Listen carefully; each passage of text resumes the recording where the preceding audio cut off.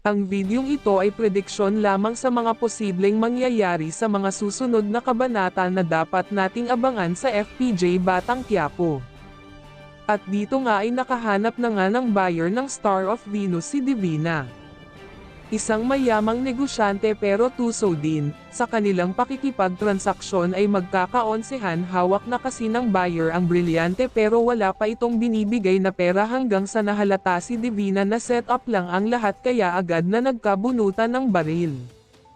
Na-hostage naman si Divina ng kalaban, kaya naman walang magagawa sila tanggol kundi ibaba ang kanilang mga baril. Hawak kasi ng kalaban ang buhay ni Divina at walang magagawa sila tanggol kundi sundin ang lahat ng sasabihin ng kalaban, ngunit paano kaya kung plano lang ito ni Divina at kasabwat niya pala ang buyer na ito? Paano kaya kung tauhan lang din ni Divina itong kanilang katransaksyon dahil gusto lang masolo ni Divina ang brilyante kaya gumawa siya ng ganitong eksena? Ngunit kung plano man ito ni Divina ay agad itong mahahalata ni Tanggol dahil ganito din ang kanilang ginawa sa mga Aprikano kaya nakuha nila ang brilyante na ito, kaya hindi maiisahan ni Divina si Tanggol kapag trinaydor siya nito. Sa kabila ng lahat ay sa pagkakasaksak ni Marites ay pareho si Ramon at Rigor nang hahanapin kung sino ang salarin.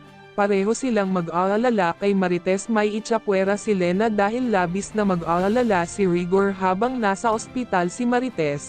Dito ay mangungutang si Rigor ng pera para kay Marites kaya magseselo si Lena dahil hindi nagawang mangutang ni Rigor para sa kanya.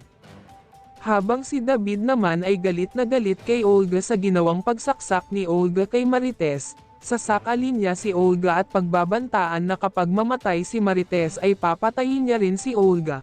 Talaga nga namang umiinit ang bangayan ni Olga at David dahil magpapatayan silang dalawa. Sa pagkakataong ito ay walang laban si Olga dahil napakamakapangyarihan na ni David.